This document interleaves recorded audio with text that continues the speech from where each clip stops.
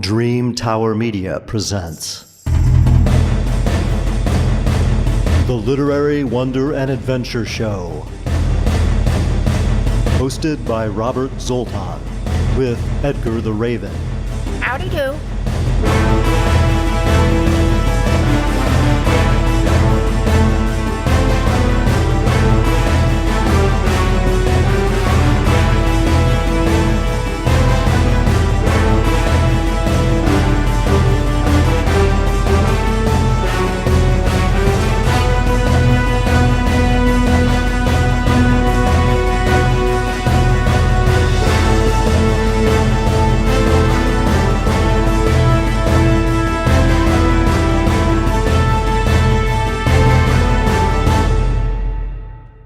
This episode, The Lost Tales of Fritz Leiber, a conversation with author and editor Stephen Savile.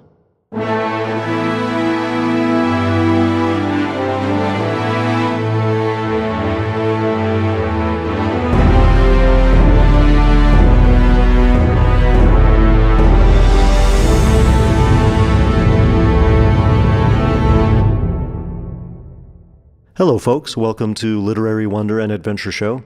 I'm your host, Robert Zoltan, along with my enigmatic sidekick, Edgar the Raven. Howdy do do do do do do do. You know, Edgar, the Dream Tower seems to be taking a nap because it still hasn't transported us anywhere. We're still in Los Angeles. But that fits our urban theme of dark fantasy and horror, because today we're going to be talking about the lost tales of Fritz Leiber. Hey, you're nuts about Leiber. Yeah, I am. His stories have been a great source of joy and wonder and mystery in my life. And he's one of the reasons I became a writer. So who's on the hot seat today? Our guest is author and editor Stephen Savile. He co-edited the first two Fritz Leiber horror collections, put out by Midnight House in 2000 and 2002. Stephen Savile has written for Doctor Who, Torchwood, Warhammer, and other popular game and comic worlds. He won the International Media Association of Tie-In Writers Award for his novel Shadow of the Jaguar, and the inaugural Lifeboat to the Stars Award for Tau Ceti, co-authored with international best-selling novelist Kevin J. Anderson. Writing as Matt Langley, his young adult novel Black Flag was a finalist for the People's Book Prize 2015. Dream phone. Oh, hey, that should be Stephen now. I'll get it. No, I'll get it this time. What? You mean you're actually going to do some work around here? Shut your beak. Move aside. Hello, you've reached the Dream Tower. Hi, this is Steve Savile. Steve, hey! Finally, great to finally connect with you. It's been a job, hasn't it? And you're calling from Sweden, right? You've been living I am. Yeah, how long have you been in Sweden? Oh, goodness me. 1997, so what's that, 22 years? Since 1997, you said? Yeah, I got on a plane to go on holiday for 3 months to stay with friends. From Great Britain? You lived in England? Yeah, I was in Newcastle in North England, and the night before I was meant to come home, all the guys threw a Steve's Last Night in Town party. It was all wonderful, and then I didn't get on the plane to go back to England because I met my wife. Oh, I get one of those stories. Wow. Yes, definitely one of those. I keep thinking I'm in LA, and I keep thinking I should do that, and I probably wouldn't come back because, well, we won't go into how I feel about LA. It's like always have a love-hate relationship with the place you live, usually, you know. Mm-hmm. But so you were there on vacation for how long were you there before you met her? Say 3 months. It was a long vacation then. Well, yeah, it's a very boring story, really. Basically, I was living with a woman. She was in a horrible accident. In the recovery period of the horrible accident, she fell in love with my best friend. I fell out of love with her. Wow. And it was all very, okay, amicably, you go off and live with him, and I'm going to go on holiday. And it was either 3 months in the 5-star hotel in Egypt, in the Hilton, or 3 months in Sweden, crashing on a mate's floor. Wow. That's a big difference in the money exchange rate, huh? Well, that's the one. I think I'd have more time, more fun. Yeah. Wow, what an amazing story. And you guys, when did you get married? 11 years ago. Wow, that's fantastic. So, I was thinking that you had been in England when you got involved with this whole deal. So we'll start. I want to hear this amazing story of a couple of two collections you worked with John Pellin. I think I told you on Facebook. I've had a big impact on my life. Leiber has had a big impact on my life, not just as a writer, but how much joy he's brought to me. He's been a major part of my coming to a sense of, I think, almost opened a door of spirituality for me in a way, in the sense of understand just this sense of incredible wonder and mystery that he has in his stories that I think it doesn't exist with a lot of writers. So you were living in Sweden, but yes, you were involved with the British Fantasy Society in some way. This is it. Yeah, putting together a chapbook, or tell me that one. Well, this was the thing. I was talking to Richard Curtis, who was British Fantasy Society, right? Yeah, and I was talking to the guy saying, well, because I've been talking to Richard Curtis about other stuff, I have permission to do something if we want to. And if I can go back, I don't want to interrupt the story. I just want to go back a little farther. So you wanted to do this, I mean, partly because you're a big fan of Fritz Leiber's work, or the people that you were working with were, or all of you were, or? No, I mean, this is the thing. In England at the time, it's going to sound really horrible, but he really had drifted into a place where he was just kind of forgotten. And this is the early 2000s, or is this around 97? This is around 98, something like. Okay, all right. And it's at the extent where, I mean, for comparison, for instance, Harlan Ellison, giant of the field, but you couldn't find any of his books in England. Right. And say Orion hadn't yet re-released the Masterworks series, where you had the Great Mouse of Stories. So he really was just not in the public consciousness.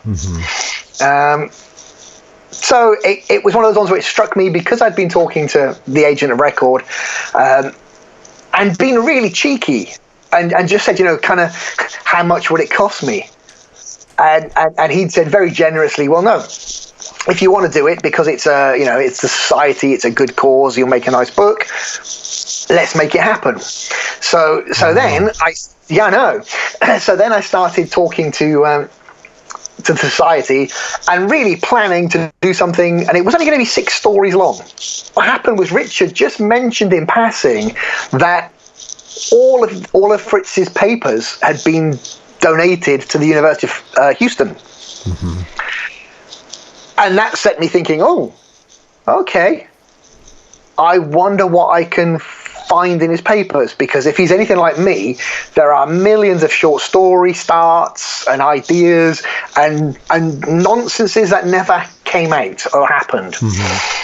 And obviously, famously, I think there's 4 or 5 unpublished stories that were, I think they were sent to, Weird Tales or FNSF, and then they were lost. So there's knowledge that there's some lost stories out there. Well, if he's just that little bit anal with the paperwork, maybe we'll find what's missing.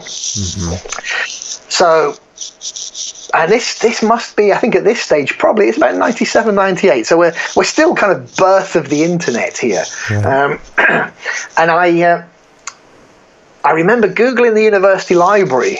Or actually, no, I would have been dogpiling the university library, or whatever it was called at the time, because it wasn't Google at all, was it? And I found a link where you could look, and you could see that there were indeed 41 boxes of material. Wow! But you had no idea what was in them. So, we had to go a little more old school. And I phoned up the library, and I'm like, hi, could I possibly talk to one of the librarians who would be looking after the Leiber papers? To which they're like, well, okay, but no one really is.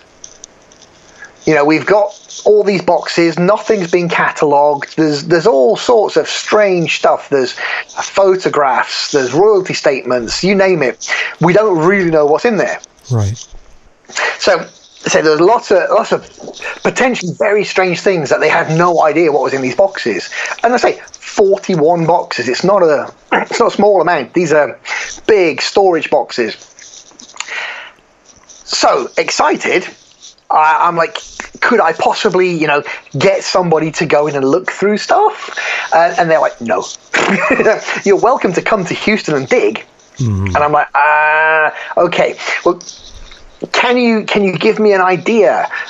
So I say I'm talking to the person, and they go and they open a few boxes, and there's, I don't know, stacks of letters from Gary Gygax, for instance. Mm-hmm. And it's detailing the deal for the role-playing game, the Lankmar AD&D. And there's loads of correspondence with Susan Dexter, the fantasy writer, and that stuck in my mind because I actually really enjoyed her trilogy. So it was nice to see that she was influenced and had friendship, mentorship, or whatever with Fritz. And I said, okay, you know what? I'm so tempted to get on a plane and fly halfway around the world. Yeah. But I'm going to actually check with a friend who lives a bit closer and see if he can, fly a much shorter distance to go and do it. Mm. So that was where John came in. Okay. Because I'd known John through the HWA, the Horror Writers Association. Mm-hmm. And so I said to him, okay, right, I've got a hunch, because I'm looking at the list of titles and things that I've actually managed to get and send me photocopies of. And I think there's at least one unpublished, unknown story in there. And I'm guessing that because I've got a rejection letter for it, but not the story itself. And John was a huge Leiber fan. You had the rejection letter, but it didn't refer to the title of the story, or did it? No, it was a rejection letter for a story called The Enormous Bedroom. Right. But there was, there's no story. Nobody has this story. It as far as we know, there isn't an extant copy anywhere, but there may be in these papers. So John agreed to go down, and I mean, I got the most excited bunch of correspondence off him. It's like, holy shit, you won't bet, I found so many unpublished stories. I think there's basically a novel in here, but we've got no provenance that it's not, because obviously the wife and his son's papers are mixed in, so it could be Jonquil's, it could be Justin's. We don't know. Was it typed or handwritten? It was typed. And so there's nothing. So you can look in the you can go into the archives and you can see the titles, and in the now what's it called? It's called the Unknown Authors Writings, and this is where they can't prove who it is. There's 3 short stories left, and then there's a novel. By the way, anyone who doesn't know, Jonquil was Fritz Leiber's wife, and you said you don't know if it was possibly could have been Jonquil or his son, exactly, Justin, or it could even have been his son Justin. Yeah. Okay. Because there was all sorts of papers in there, and there's loads of correspondence from Justin, and you've got a 14-chapter novel, and you've got 5 or 6 random chapters for other stuff. But what we found in there was several short stories that there was no record of. Mm-hmm. But thanks to the rejection, we could prove that The Enormous Bedroom, was written by Fritz. Mm-hmm. So John basically said, okay, look, screw the thing with the BFS. Let's do it properly. Let's do it with my publishing company, and we'll do a series of books, because we've got 10 stories that have potentially, they're all new. And so the British Fantasy Society chapbook was just dropped pretty much. Well, this is it. It was let go. You know the way these societies work. Every couple of years, it's new boards and new panel members, and because it hadn't gone through quickly enough, right? It was replaced by a calendar, I think. I mean, it was some other special publication. Right. And then, so you had to go back to Richard Curtis to see if he would agree to this. This is it. And because the nature of it changed, as I remember, I think we had to pay about $1,000 for the rights to do it. For which was still all the stories? Yeah, that's not bad. Well, this is it. We had free access to the horror stories. Mm-hmm. There was another one in there, I'm sure, that was going to be in Smoke Ghost. But I don't know if John... Because the relationship with John was very strange. For a while, we were in permanent contact. And then he dropped off the face of the planet right around when the third book that he did, the science fiction one. Daylight, Night Bright. That's right. Mm-hmm. And so the intention, as I understood it at that point, was that it was going to be a 10-book series. It was going to be 2 books that were doing the horror, which we did. Then it was going to be, I think, 4 for the science fiction and 4 for the fantasy. Fantasy? I mean, you were going to do the Favor and Grey Mouse or fantasy stuff, or you mean other fantasy? This is it. If you dig through the archives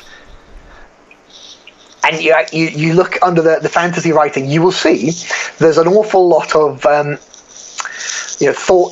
Fritz's thoughts on fantasy, and the other thing, you've got 20 years worth of diaries in there, and in the diaries there are all sorts of thoughts about ideas. You've got source material for how he was constructing the stories and story notes for what was going on for stories that never got written. And it's a proper treasure trove of stuff. Yeah, goldmine. And it's all there for research purposes now. Wow. If you have legitimate research, you can get access to all this stuff, and if you're a fan like we are, it's exciting as hell. It really is. So if I put a request in for some of those notes that are available, will they question me why I want and all that, or will they just send it to me? No, they'll charge you and send it to you. Wow, man, I've got some mail coming to me. That's right. I mean, I can't believe some of the notes. I saw the list of stories with notes, like A Bit of the Dark World. It's one of my favorite stories, and it wasn't in any of the collections, but of course, all the collections didn't happen. First of all, Horrible Imaginings did. So only 3 happened instead of 4. And I was going to say, it seems like with access to all that, you got the ambition could have grown, and you simply could have tried to print all the stories he's ever written that were... That was kind of the plan. And the non-businessman in me really wanted to see, book number 1, let's get all of it out there because the world deserves to read it. Mm-hmm. Businessman John was saying, no, let's do it one at a time. Mm-hmm. And I get it. It makes perfect sense. Sure. But really, I wanted everybody to have... access to these chapters. Delilah is dead, and the house next door, and this stuff that nobody's read. Yeah. Wow. So I can Yes. These. Wow, that's amazing. I should have asked you about this before. So I can actually request these stories, and I'll get copies of typewritten pages. Is that what I'll get? Yes, that's right. That's simply unbelievable. I can't believe it. I mean, obviously the fees will have changed, because when I did it, it was like 5 cents a page. Mm-hmm. But that was 20 years ago. So it's going to cost more. Still, most of those are just short stories that are probably 15, 20, 25 pages. Yeah. Yeah. And the people who are actually curating the collection, I think they actually enjoy that people are still interested. Mm-hmm. What you don't want is 41 boxes of stuff that's just molding in a corner. Yeah, right. Because then it's like, why are you keeping it? Exactly. And I mean, there's all sorts. There are photographs. There are. There's these royalty statements. You can work out exactly what he was paid for, what story, and how much he earned off it over a certain amount of time, and all this. I'm tempted. I'm tempted to do my. You're tempting me to do my own very bad business project and I know do some kind of book. I mean, I really want to find out about. The thing is, Leiber was a great writer, but not all of his stories were great, like anyone. And there were some that. even that are in those two collections, one or two that I think aren't very good. And so it's not like anything Leiber wrote was great. He wrote for a very long time, and he wrote for many different reasons and for many different publications. So he was trying to make a living too. That's it. So but yeah, still, I really would like to read any ones that I haven't read yet. I know. It fires off the geek love. It's like I want this. Well, as a writer too, just seeing his development. I read a story. Was it called The Black Corridor? Have you read that one?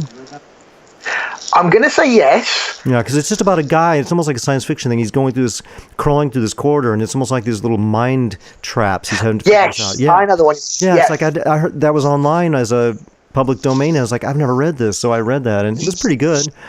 But to me, hoping to find a gem like The Enormous Bedroom is one of my favorite stories by him. I know, and the fact that when you go looking, it didn't just get like one rejection; it piled up quite a lot. Well, that's something that writers should really take to heart there, because I mean, people that are editors are just people that have money and taste, and they print what they want. And the Beatles got passed up by every record label in America when they tried to get signed. And The Enormous Bedroom, the only thing I don't like about it is that little introductory paragraph. The very first paragraph that's set apart seems like it's put there to make the story safer or more understandable for readers. Mm-hmm. And I really it irritates me, because if I would love to get the permission to just remove that little opening paragraph, because it just doesn't need to be there. Because if it wasn't there, you don't know what's happening, which is how Leiber stories. Exactly. Yeah, and for some reason he puts that little thing there, and you're like, okay, the guy died in a car accident. Right away.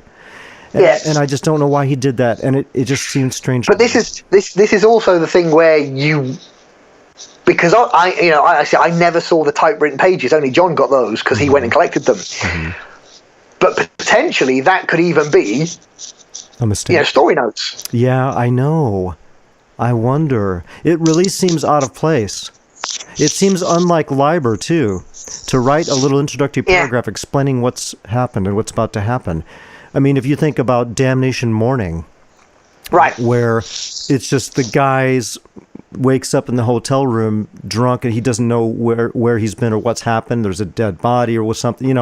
That's how he would write those stories. He threw you right in the middle usually. Yeah, I mean, you think, I mean, even the classics like Smoke Ghost. Mm-hmm. It's there across the rooftops. Right. He's right. It starts right away. It says he's having a conversation with his secretary, and he's already been seeing the apparition several times. Yes. Right when you go into the story, isn't this a lot? So that was. I wish that. See, the thing is, it'd be hard to. Yeah, I would like to see the time. I would like to find out what happened. I wish that story could be published without that. The thing is, this story even now to me is so. Still provocative for our society, probably not politically correct, and too erotic. You either have to be overly, badly, vulgarly erotic, or not erotic at all. It seems like there's no in between. Well, this is it, and if you are going to request stuff, there's a file in there that's I think the title's something like Fritz Leiber, Sex in Fantasy. And it's his thoughts and notes on how sex should be portrayed in fantasy novels. Wow.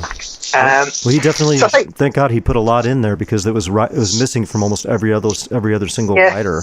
See, it's really hard to explain, but it wouldn't have happened without the internet.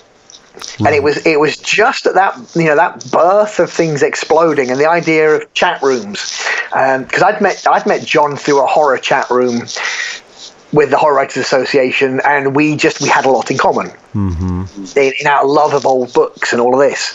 That's how we met on Facebook. Recognize your name? No, I said, I commented, "Oh, there's my book on the top."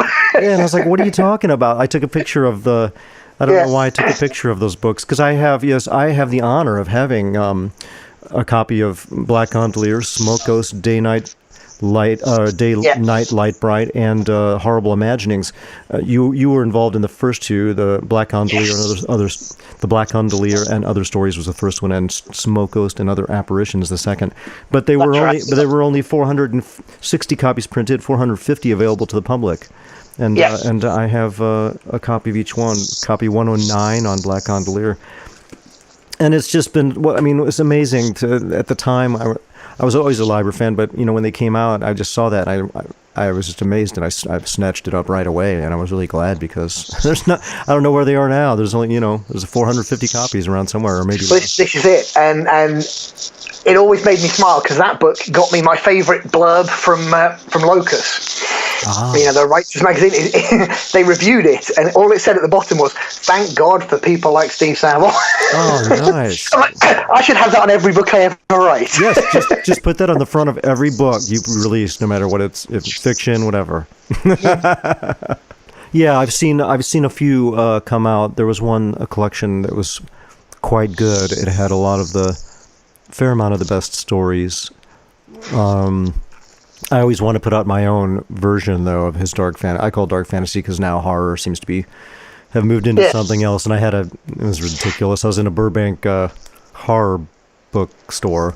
And Dark Delicacies by any chance? I'm not, even if I remember, I would not bring, I won't say. Yeah. But I couldn't find any Fritz Leiber, and I went and I asked the gentleman with the almost waist-length white hair. Yes. He said, Fritz Leiber wasn't really a horror writer. Mm-hmm. And but they did have makeup if you wanted to goth yourself out. I'm being cynical. I'm being sarcastic.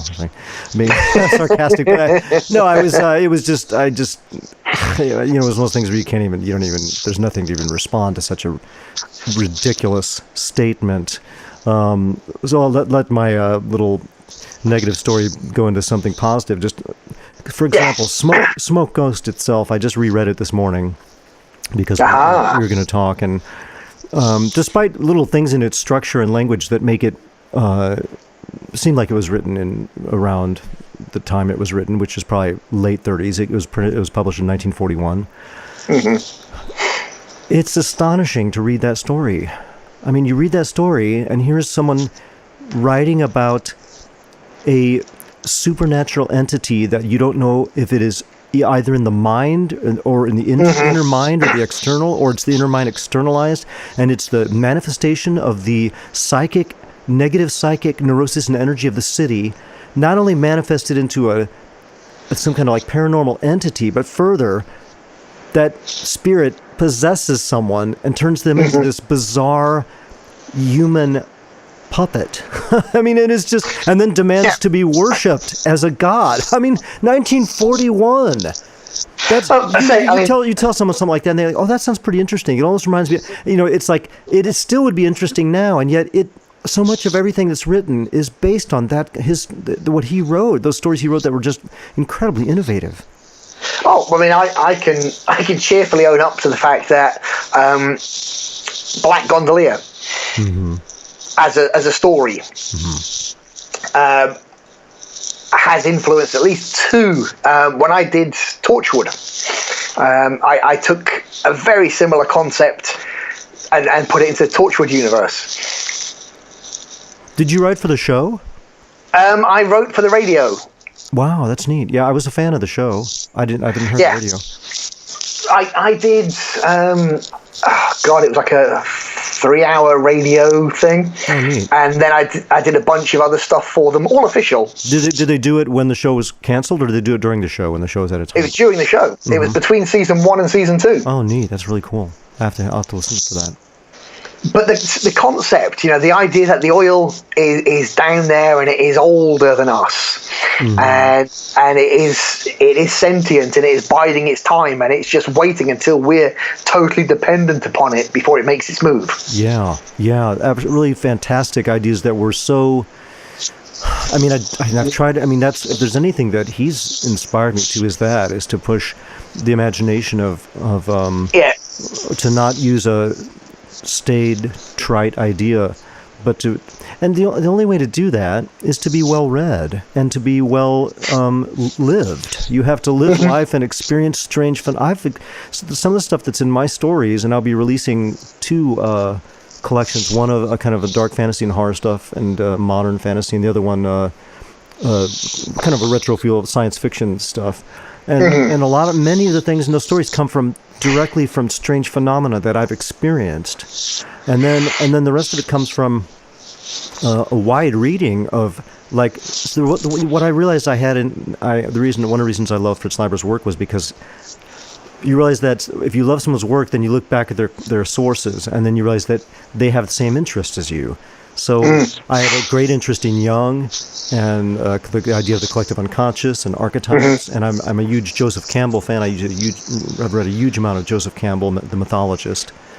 And when you read, especially people like Campbell, who's bringing up, you're learning mythology, and he's citing people like Schopenhauer and Nietzsche, you learn this huge amount of philosophy and mythology. And these things are where these contain the core, what Jung called archetypes. These contain the core, though. What was it? I forget who it was talked about the prime idea, something like the prime idea, it was a German philosopher, I think. But that idea that there's core ideas that are in the human psychology, that are in the human mind, and they've existed since before we had even written language or anything. And well, I can tell you a tiny anecdote that I'm stealing because it's a friend of mine, right?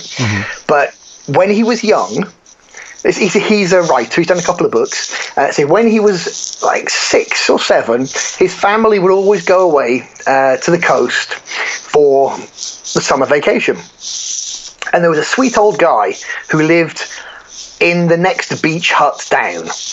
And every summer they'd go down, and my friend Jordan would be messing around on the beach, and the old guy would come out and see him, and he'd tell him stories. And he'd tell him stories of Greek tragedies. He'd tell him stories of ancient Mesopotamia and the heroism of Gilgamesh. And he'd tell all these old, wonderful, rich stories. And this went on for maybe 7 or 8 years while he was young. And he was just Uncle Joe. Right. And say this went on for, I guess, nearly 10 years, I think Jordan said. And then his mum phoned him to say that, it's very sad, but, I think Uncle Joe died. And he said, oh, that's a shame. He says, yeah, I'm writing, I'm doing this. He says, yeah, he left some books for you. And they're from his personal collection. I was like, okay, that's nice. And Uncle Joe was, of course, Joseph Campbell. Oh my God, you're kidding me. Yeah, no, I'm not kidding. And Uncle Joe had been telling him all of these mythological stories on the beach in the summers when he was a kid. And he'd got copies of Joseph Campbell's manuscript. Where was this? Oh, well, Jordan's from Canada, so I'm assuming it was in Canada somewhere. Yeah, I'm not sure. He moved around a bit. And this was around, when was this around? Like the 60s? This would have been the 70s. 70s, yeah. Because he died, I think he died in 85 or 86. No, I can't remember now. Maybe it was later. That sounds about right. But Jordan was extraordinary. That's just extraordinary. I mean, if there's anybody you want to tell you a story, it'd be Joseph Campbell. I know. Can you imagine? He knows all of them. He not only knows all of them, he's compared them all. This is it. I freely admit I was incredibly jealous of that story. Wow. Yeah, I mean, if you had to say, if you had to ask me, would you rather meet Fritz Leiber or Joseph Campbell? That'd be a very hard one. I'd probably go with Joseph Campbell simply because I already have Fritz through his story so much. But Joseph Campbell is the source of those things more. He was in touch with the source of all those things in an amazing way. I'm just finishing up. I'm halfway through the last book, the 4th book of his Masks of God series. Right. And I've read already before that, like 5 or 6 books, but of course that's his kind of magnus opus, and it's been really kind of life-changing. It's really an amazing thing to read. Imagine being a 6-year-old being told stories of Gilgamesh by him. Oh, wow. That's just incredible. I regret very few things, but I regret a little bit I never sent a letter to Fritz Leiber. And I even had a connection to him in a sense when I was going to Washington University in St. Louis. My close friend Stefan, his dad owned this little bookstore in Delmar, right by the college, Delmar area, Delmar Boulevard, and so we went there, and he said that, and I talked about being a huge fan of Fritz Leiber, and he said, well, I know these guys that own a bookstore, and subsequently I moved to San Francisco and actually went to the bookstore after Fritz was gone. I actually missed Fritz by just a couple of years. He died about a couple of years before I got to San Francisco, but he knew the guys in this bookstore, and Fritz would go in there every week, at least every week, and just hang out and talk. And he said, if you send a letter, give me a letter, I'll send it to him. And you know what? It was kind of the way I am now, even about celebrities. I didn't want to bother someone. So I never did. And then I found out that Fritz always responded. He would take the letter you wrote and just write on the same paper and answer questions and write back to you. And like he almost always responded. And I was like, why didn't I just write? I mean, seriously, I think something like about 12 boxes of the papers are correspondence. So, I mean, he was a great corresponder, and he kept copies of everything. Yeah, I've got some research. I've got some research to do after we get off the phone. Next couple of weeks, I'm going to be looking on choosing. It's like choosing what to buy yourself for Christmas. I have to decide what to order. I want to get any of these stories I haven't read and notes to my favorite stories. I really am interested in the notes as a writer myself. If I'm remembering. And I say it is a long time since I saw this stuff, but if I'm remembering, in some of the story notes, it's actually previous versions of the story as well. Yeah. So you can check across 2 or 3 edits as it got pared down and rewritten. That might be something to learn from that, because I would like to see what paths he was on and why how he chose the ending he would, or whatever path the story took, as opposed to another one. That's because for me it's an extremely unconscious process, and a lot of my and that's what I would like to find out about, if he was the same way. He seemed to me like someone very much that worked just so much on his imagination that he probably just drank or took naps or went for walks and waited for it to come to him, because he said that he was happy if he wrote 500 words a day. And I'm the same way. I can't.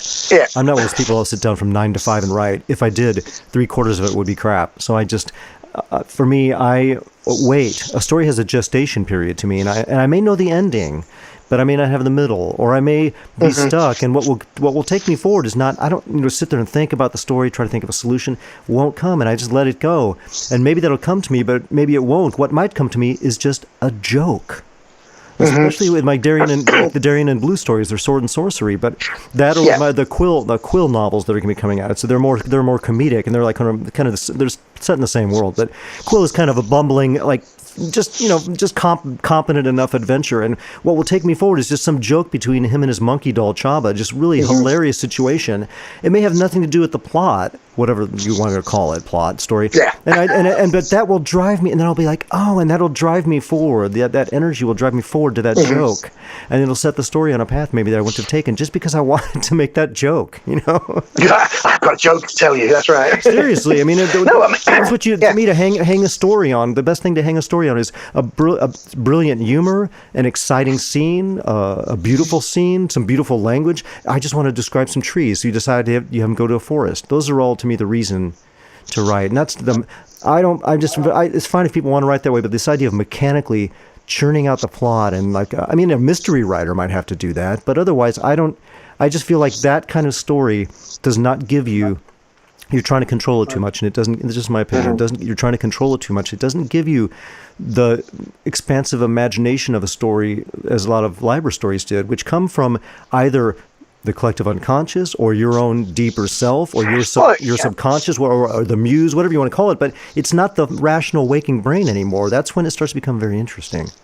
Well, see, I don't know what you've been following in the conversations on Facebook. I made a long rambling post yesterday, I think it was, about not knowing why I don't really like Game of Thrones. And I can't put my finger on what it is, because it should be everything I wanted since I was 10 years old. But for some reason, I read the first book and I loved it. I did. I really enjoyed the first book in 95 when I read it, I think it was. And then I read about 300 pages of the second and went, I can't do this anymore. And I thought, okay, I'll give the TV show a go. And I thought season 1 was fantastic. And then season 2, I gave up in exactly the same place. Interesting. And I'm like, so what is it about this? And I was trying to explain to friends that I think what worked really well with the first one, the King's Hand has been killed, guy's going to investigate it, going to get him killed. It's all about that. Everybody we meet is somehow involved, whether they were scheming to get John Arryn killed or what they're all involved in that story. But the minute Ned Stark dies, it's like the what did you call it? The sound arc booms into the deep voice, becomes full music. And when it becomes so big, it loses all of the focus that kept us hooked in the first book. Right. And it's creating this much richer, much bigger world that I didn't care about. Well, it's pretty hard to make it wider without it becoming flat. You spread it out. It's like what Bilbo said. He was like becoming like butter spread over too much bread when he started. The ring is making it think. It's very hard. That's why I'm not a fan of epic fantasy. It's very hard. No. Even Lord of the Rings, and the thing is, Tolkien, as much as anybody, better than anyone, was able to keep an intimate feel with the characters through it. However, even with that, Fellowship of the Ring is still my favorite book. Once it starts getting spread out, they get separated. There's war and all that. Yep. He does his best to still keep the intimacy, and it's pretty good. I mean, obviously, it's fantastic. It's a masterpiece, I think. But very few people have been able to do it. And when I pick up a book and it's like, I have to. It's taller. It's like half the height of my hand. The width is half. And I just, and stuff like Game of Thrones and all these kingdoms. Right when you start mentioning kings and queens, I already start losing my interest unless it's there's an angle on it, because I'm not really interested. It's like medieval lifestyles of the rich and famous. That's what I feel like it is. Fantasy medieval lifestyles of the rich and famous. Yeah, exactly. It's got a soap opera feel to it. It does. Now, which is part of the argument that I was having was, if you looked at, say, Michael Moorcock, and you looked at the Eternal Champion, may be an enormous idea, but every story is told in between 40 and 60,000 words. Yes, and even Stormbringer.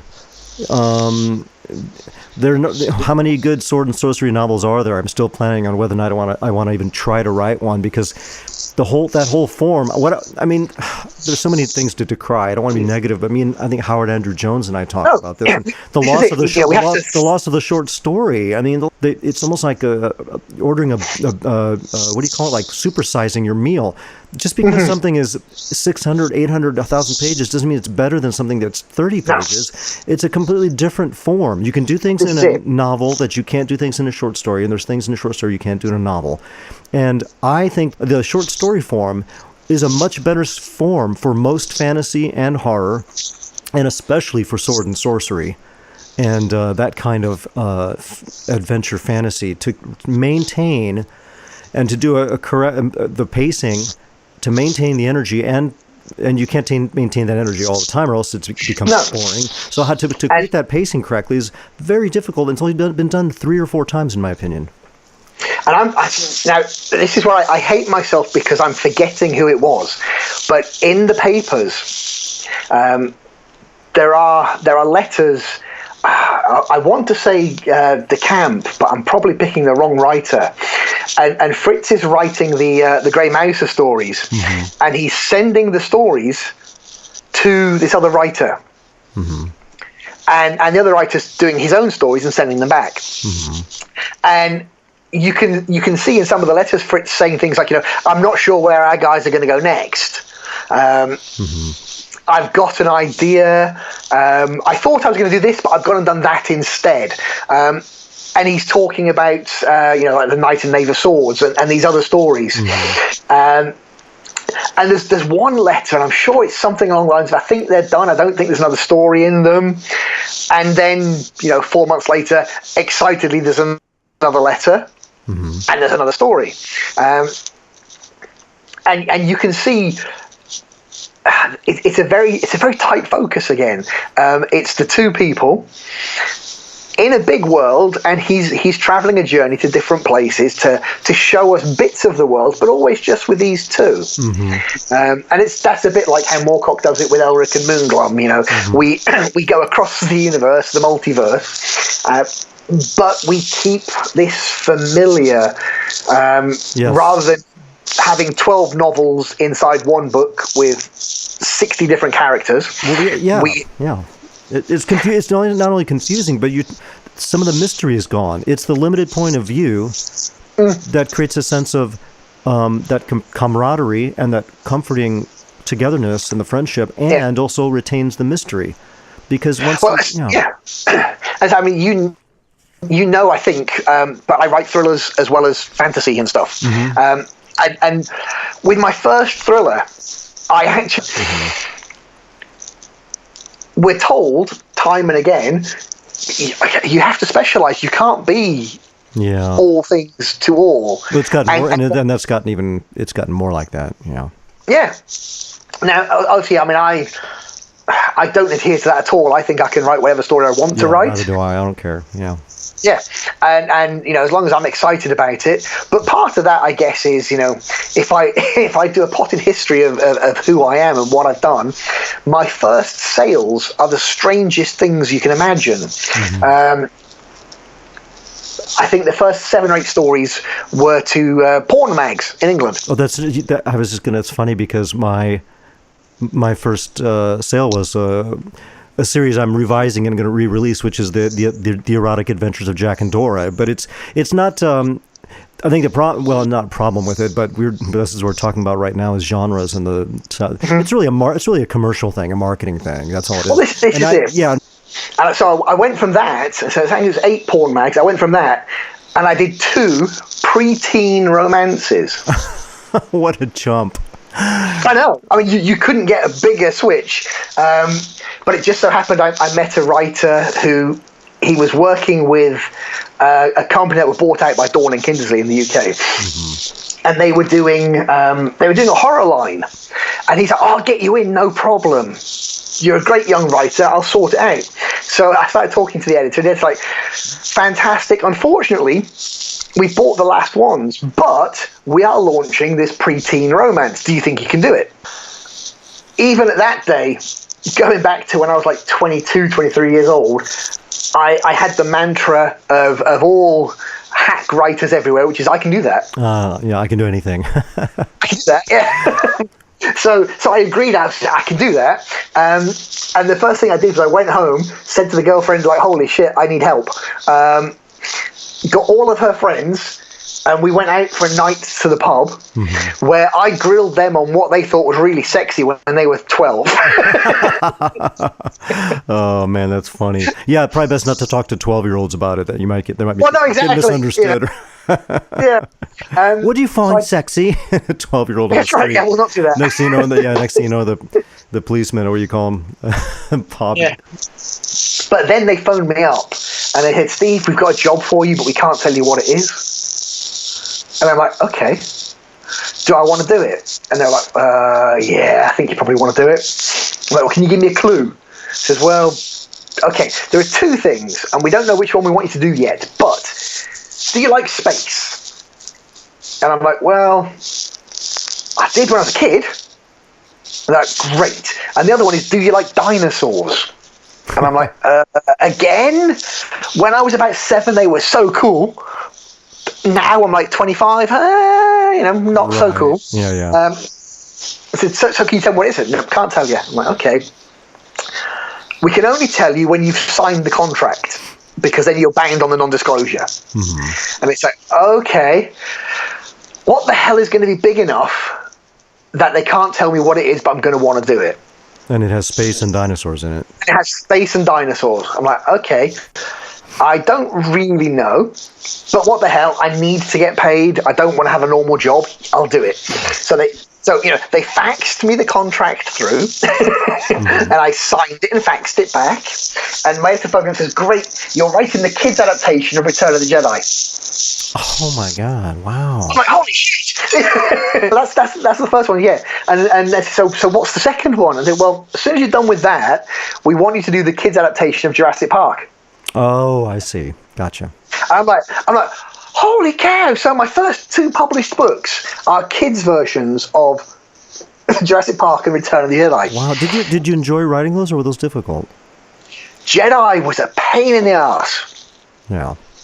Jurassic Park was fantastic, but Jedi, cutting down Return of the Jedi into about 7,000 words. 7,000 words for the whole thing? Well, yeah, Yeah, because it's for young readers. It's for if it was for kids. But actually, I mean, it was an interesting skill to take then into all the other writing I did afterwards. Yeah, right. You know, you're talking about bloat and those 2,000-page scripts. Yeah, right. And realizing that actually the skill is in telling that in 300 pages. Right. Yeah, so when I'm doing something like that, it has to be so tightly defined because the property owners need to approve everything. You can't just make shit up. So, say I think the last Warhammer novel I did, the outline was about 10,000 words long for a 90,000 word novel. Wow. And you start thinking, well, so what? You're adding 8 words to every word to just fancy it up, and it's sort of, yeah. You know, everything is absolutely rigidly mapped. So then, when I do my own stuff, it's almost like a rebellion against that. Say I did an Arthurian one called Black Chalice, and I think I had a 1-paragraph pitch that the publisher bought. And that was it. That was all I know. Right. Yeah. Yeah. That's. You know, I think that's beautiful because you don't know the rest of it. It's in that unfolding of the story is a mysterious process. And when it works, it's a wonderfully bizarre thing. I was teaching at Writers of the Future at this point, and I think I had about 40 pages to go. So, you know, I'd been talking to the kids. They're not kids, they're all adults. But, you know what I mean? Talking to the winners at the workshop and going through stuff. And we'd stayed in contact. And then I knew I was going home and I had about 10 days to finish it. And I sat and I had that moment of revelation of I know now exactly how it all comes together. And I wrote it, and I remember finishing it and finishing the last page and you know, putting the full stop and then actually emailing the guys and saying, shit, I think I've done it. I think I've actually written something, you know, worthy, something special. Above and beyond anything that I've done in the, you know, the tie-in world and everything. I think I've actually done something that says this is actually how much talent I've got. I think that we know that because something, and this conversation came up on the Facebook recently with the whole thing of people not listening to an artist anymore when they find out they're a criminal in some way or whatever. And so these works of art that they transcend the creator, and I don't know if it's a deeper self that they really are that's not coming out. It's being covered up by this awful personality that's been created by their background and society and choices they've made, or is it a, you know, God, or is it the muse, or is it the collective unconscious, or whatever you want to call it.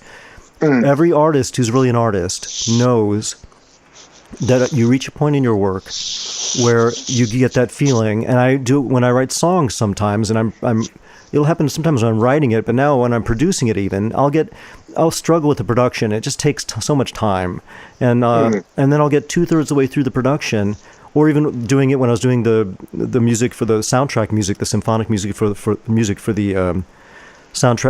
symphonic music for the Rogues of Mirth audio dramas I did. I'll keep working on it, especially with symphonic stuff. You're layering it. And I'll reach a point where I'll listen back to it and I'll get choked up and I'll almost start crying because it's just transcended me. Something has happened where I'm not getting choked up because I'm so delighted with myself. I'm being moved by this thing that I feel like it always existed. And it's so powerful when that happens. And then to me, the only response to that is humility. I don't understand how anybody can become arrogant about their ability when you realize that it's such a gift. You have the talent and you need to do the hard work and you put in the hours, and then something happens, congeals, like you said with your story, and it's happened with me with I think all of the novel, at least 3 of the novels I've written, where I didn't know. I didn't have a solution for something. I simply did not understand how it was all going to work out, how the character was going to solve this world, spanning dilemma or whatever, mainly about fantasy stuff. And then it was around then, 2/3 of the way through, just like a revel. I was like, oh my God, of course, this person is really this, and and like I didn't know. I didn't know until I'm 200 pages into it or 300 pages into it. You have to have courage, I think, and you have to trust the process. This is it. Faith. Yeah. We were talking about so not the idea of not really knowing where a story is going to go. I just want to bring it back to Fritz Leiber. Fritz once said that, and I've see a lot of people discussing world building, and I'm thinking world building. The word didn't even exist before gaming. That's a gaming thing. Fritz Leiber said he knew nothing more about Neon than was in the stories. Yeah. And I think that's beautiful because then that sense of mystery is retained and you're not being, and it's fine. Sometimes I have a map of my world, but it exists because I wrote the stories and slowly I had to draw the map. I realized people are probably going to want a map, so I'll put a map in there. And then as I did the map, I thought, well, what's over here? Well, maybe there'd be something here. And then there may be one or two little things geographically that were created before, that the stories didn't have. And then if the world gets built because you write it, and that's why I think a lot of people, I think it's one of those excuses to not write. It's like, because writing is difficult. Sit around and you're making maps and you're doing all this stuff. And I mean, if you're going to write a world where, especially science fiction, where it's a certain kind of ecology and so you have to research that, but that doesn't mean you're going to create the world and name everything and all this stuff, and then you're going to write a story and place that story in that place. I think that's very limiting because I think, to me, I'm interested in the beauty of language. I'm interested in writing. Right. And any great writer, even Tolkien, we love because of his storytelling and the writing, not, I love I love Middle Earth and all this. It's like you love Lord of the Rings. You love the story and The Hobbit and Silmarillion or whatever. And that's the world of Middle Earth. Middle Earth doesn't come first. I mean, he created a language first, actually, is what he created. Languages. He was a linguist. And that was a very different way. But I think that people got kind of, because of gaming, and they kind of misunderstand, I think, Tolkien, that they think that they need to create this entire world, and then otherwise it's not complete, and it's not true. This is kind of what I'm saying, though, with, say, the Hugh Cook stuff, for instance. He was quite big in England. So suddenly, if you're a new writer coming in, you're looking at 10 books that are describing this one world. You're thinking, I've got to build something as elaborate and as dense and detailed. Right. It's not the same as, say, let's say David Gemmell. If you look at Gemmell, there are no maps. Right. The stories, the first three are spanning, I think they're, 300 or 400 years apart. And there's no detail beyond the scope of, there's no rich history. We then go and have a history novel. Right. And I mean, the funny thing is, everybody, no matter how detailed you are in world building, if you read human history, it's so much fuller and richer and dense, and trying to create a whole pantheon of gods and all this stuff, no matter how detailed it is, it's going to come off very thin compared to the planet Earth. I'm sorry. Absolutely. Unless anybody that thinks it doesn't is someone who hasn't actually read mythology and history and realized how. I reading Campbell and reading Freya Stark. One of my my heroes, the female writer. You ever read Freya Stark? I haven't read it, but I know the name. Oh, my friend. Maybe my favorite book of all time, The Southern Gates of Arabia. She was a British woman that had the gall to go and travel. They wouldn't let her travel by herself. They made her take a servant when she got there, in like the Hadramaut, in the eastern side of Africa, on the coast of Africa, and other places in the 1930s, 1920s, 30s. And I was going to just play a little joke on people and writers in Facebook, and I was just going to list a bunch of like mythical cities and then stuff that are real, and tell me which one is the mythical one. Tell me which is which. And I'm telling you what, there's places she's traveling to in the book I'm reading now, The Valley of the Assassins. I can't believe that it's real. She's talking about a people, and she's talking about a city or region, and it sounds like something out of I've never heard of it. I've never heard of these people. I've never heard of this religion. I've never heard of this region, and it all sounds like this crazy poetic fantasy world. Alamut? Is it? What's that? The Alamut? I was talking about. I was in the Southern Gates of Arabia. It's the Hadramaut. Right, yeah, but I'm just thinking where the Valley of the Assassins is. Oh, yeah, you're right. Yes. Oh, yeah, very good. Yeah. Very good, yeah. That's right. Well, it's all, in that area, and she travels there, and she travels to several places trying to find ruins and trying to find even some treasures and stuff. She's not treasure hunting. That's not what she's doing. But she's an amazing woman. She's one of my heroes, and I'm amazed that I always try to turn my female friends on to her. I'm saying this is one of the greatest female heroes of the 20th century, and she was an amazing writer. Southern Gates of Arabia is one of those beautifully written books I've ever read. My point was that the reality, what people read in history books is just a tiny bit of the history of the earth. So much of it is not. God, yeah. Most of it it's known, just like Fritz Leiber's stories, hasn't even been published. You haven't even heard of these people that disappeared, these regions that have faded and the boundaries have changed. And when I knew that I had to create a map, I was like, okay, I'm got to do it. But I gave myself an out. Mm-hmm. So it says in my book, you can see it says Western Plumora. Plumora is the world, and it's also the name of the planet. And it says prepared by Robert Zoltan from a map by Randomal the map maker. Now, on the bottom, there's a little archive. It says Archivist's Note. This map is based on a wholly incomplete and inaccurate map of Western Plumora, prepared by Randomal the Mapmaker, called by some the armchair cartographer. Randomal was infamous for his laxity, torpescence, and both cultural and geographical prejudices.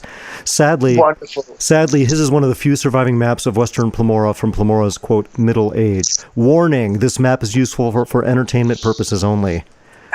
So that was really supposed to be for the Quill novels, because those are even more comedic. But I went ahead and put it in the Darien and Blue stories because those have humor too. And I was like, I don't want to be stuck to this map. If I decide in the next book there's no mountains there, there's no freaking mountains there because Randomal just never left home. and talking about the truth. The difference between fiction and reality. I got a new book coming out next week called White Peak. White Peak, yes. That's your... just go ahead and we'll talk about it at the end. It's partially set in the Himalayas. Mm-hmm. And being the kid who has to do the research, I found myself looking for maps of the Himalayas. Mm-hmm. This is one of the most inhospitable regions of the planet. Right. So you're thinking, okay, so what maps would the Nazis have been using when they were sending off their expeditions to Tibet? And you realise that even in like 1930, 37, 38, 39, when they were going out there, they were using maps that had only been prepared really like 30 or 40 years earlier. Mm-hmm. And were vastly inaccurate. Yeah. And then you look at the only two other extant maps of the territories, and one of them was created in like 1630, something like this. Mm-hmm. And the one before that still has fucking dragons on it. Yeah. Literally, it has dragons on it. Yeah, freaking dragons, yes. That's hilarious. It's just so bizarre. But true. Yeah. So, which just underlines, how I said, what a fascinating planet we actually live on. And if you look at the old maps and the glaciation and how the world's changed, we live on a fantasy world. I have an argument with my friend that it's just as fantastic as any fantasy world. So just give me a brief overview of like kind of what you most want to be known for, what you would want your readers to read the most, and what you're working on right now. Because I know you're also writing under a pseudonym, so people can find you on Amazon under. Where should they look then? Depending what they want. It does really depend. I would think most people listening to this podcast are probably going to be drawn towards the fantasy stuff. Mm-hmm. And the most satisfying stuff, maybe, for instance, I did a trilogy with a guy called Brian Anderson. The book's called Akiri, and basically it's... Think unlicensed Conan, right? Mm-hmm. It's the hero, goes into town, deals with problems, goes out of town, traveling barbarian sort of hero. Mm-hmm. old-fashioned swords and sorcery. Right, and that's so. But if they went to Amazon, do you have different author pages there? Do you have 2 or 3 different? Oh no, I've got the one author page. So Okay. you find me, find all those. Okay, so under Stephen Savile, then they'll find. That's right. All of it. Yeah, if you're asking the books I'm most proud of, What would you recommend people read by you? I always think my best book is Glass Town. Glass Town. Okay. Yeah. And they can find it on Amazon. Yeah, it's St. Martin's. They've actually just dropped the ebook price. There you go, folks. The ebook was $12.99 and it's now $6.49, I think it is. So they've halved the price. All right. That's probably the one that I would say I'm most proud of. What I'm working on now, I'm working on 2 different things. Technically, I'm working on 3 different things. I'm writing a monster manual for a Swedish role-playing game. Okay. And I'm working on 2 novels. I'm working on a science fiction novel for my other pseudonym, which is Matt Langley. And as Matt, I actually won the People's Book Prize in England, which is a big-ass deal. Yeah, congratulations. That's fantastic. Yeah, it was kind of cool. And Matt's just sold a trilogy to Audible for original novels, science fiction. So I tried to do all my science fiction under the Matt name. And I'm doing a book about nanobees at the moment. And the idea that, the bee population died out, but we created our own little mini nanobees to do the job. Little did we realize by linking the intelligences, we were essentially creating our own god. Interesting. So we have a hive mind that has one overarching job, which is to protect the survival of the species, which means that when you hit a certain age, if you're a woman, you're no longer productive. If you're a man, you're too weak to provide, etc. And you become a drain on the hive, so you get retired. So it's got a bit of a Logan's Run kind of. And that's the science fiction one you're working on. That's science fiction and what's one. the other one? And I'm working on a thriller under my own name, under the Ronan name, which is called Blood Will Have Blood, which is a Shakespeare quote from Macbeth. And I've promised my agent that I'll have both of these to her by the end of the summer holiday. Wow. I hope you do, man. That's a lot of writing you got going on. That's me. And I'm doing my best not to be nervous about the new book coming out next week. White Peak. White Peak. White Peak. And the name, and that's under the name.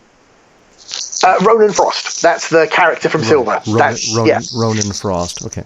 Yeah, and say the reviews of it so far have been incredibly gratifying. Oh, great. And I tend not to look at reviews because I get a little bit. Depressed when people start saying it's shit, it's the worst thing ever, and you take it all personally. Probably best not to take either the positive or the negative very personally. Well, this is it. I mean, that's exactly it. You have to go on the I can't believe the positive, because if I believe that, then I have to believe the negative. I think what I tried, it bothers me too. I had somebody personally attack my writing a couple months ago. A total stranger, and you're just like, what? Yeah. And it was a story that's going to be in the Best of Heroic Fantasy Quarterly number 3, talking about what horrible, right? And I know I'm a good writer because, you've been told by enough people that are in the industry, and my best compliments have come from literary magazines that I haven't been published by, and then you get to the point where either you're a good writer or not a good writer, and that's just kind of it. And somebody says, I think for me it's more about, I feel like you feel like kind of like they're children, I guess, to me, the creations. Yeah. And you're not, maybe not, and that's not that extreme. You're not that protective, but I kind of try to look at it like that. If somebody loves the book, like Rogues of Mirth, I've gotten great reviews, and I'm really gratified all the time I put into it that they're enjoying it, and I love the characters. I love the world. I love the characters. I feel affection for that, and I'm happy. And if somebody attacks it, it's like, well, I don't feel like it. To me, it's not about me. It's the book. They don't like the work, and that makes me unhappy. But it has no reflection on me personally. No, but if you're putting 6 months of your life into something, sure, you want you want the person on the other end to get something out of it. Stephen, 5 years, Rogues of Mirth. 5 years, yeah. So even more, you get something out of it. Not continual 5, not like a 6 months you're talking about, but I mean, yeah, and that's what it was. It's like I took my time to put this out, and I waited. I waited for a professional review for 8 months. I had to wait, because people are busy, and I did. Months of illustrations, and I'm not in a hurry, and the world's not tapping its foot waiting for me. So, and I'm happy, and I have no regrets of putting the time in. But you're right, you put that time in, and when it's good, then it's like, yeah, I hope that someone reads it and it's appreciated. This is it, and I mean, certainly when you've been doing this, I mean, I'm 50 years old this year, and my first published story was when I was 20, so I've been 30 years. And my first actual novel came out when I was 27, so it's still coming up 23 years for that. I think looking at my shelf, I'm up to about 50 novels now. Wow. I wouldn't survive if I was shit. Right, exactly. I mean, if you're making a living, the fact that you can make a living as a writer is just an incredibly unusual thing in our society. Yeah. So, Stephen, it's been great having you on the show. And, last thing I want to say is I'm going to put a link up for is it the University of Houston or? It's the University of Houston Library, yes, University of Houston Library. I will put a link up on the Literary Wonder Adventure Show Facebook page, on the site, everything, so people can, because it's a little bit, I think the link's a little long to try to say. Yes. And I'll put that up, and people can actually request Leiber's notes or his stories or whatever, and enjoy that, discovering some things they haven't read before, especially people that are fans. I think it's going to be fantastic. They're really going to enjoy that. Well, thanks again for being on the show, and good luck with the new book, White Peak, right? By Ronan Frost, your pen name. And good luck with the projects you're working on, and I'm sure that we're going to talk again soon. Well, thank you very much. It's been a pleasure. All right. Talk soon, mate. Absolutely. Bye. Well, that was a lot of fun. He had some really great stories. We'll have to have him back on the show sometime. Enough of this charade. Hello, folks. I'm Edgar the Raven. Many people out there don't realize that Robert Zoltan is actually a fictitious character I created for Literary Wonder and Adventure Show. Some people actually believe the reverse, that I am an imaginary character created by Robert Zoltan. Imagine that. As for any photos you might have seen of me with Robert Zoltan, Robert was just portrayed by an actor I hired in Hollywood for the photo shoot. So I have to set the record straight. Why did I create Robert Zoltan? Despite our enlightened times, I didn't think that people would be quite ready for a raven as a show host. So in a brilliant bit of misdirection, if I do say so myself, I made myself the sidekick. When coming up with the voice of Robert Zoltan, I first went for something with a lot of character. I thought and hoped you could assist me. But then I thought it would be better to go more for the leading man type, something really masculine. What the devil is that supposed to mean? But that seemed a bit too dramatic. So I toned it down a bit and simply went for a masculine voice, deep but not too deep, professional but approachable, smooth, and dare I say, just a bit sexy. Hello, folks. I'm Robert Zoltan. Welcome to the show. See how I do it? And the rest, as they say, is history. I hope you've enjoyed this behind-the-scenes look into my creative process. And now, as Robert Zoltan would say... See you next time, folks.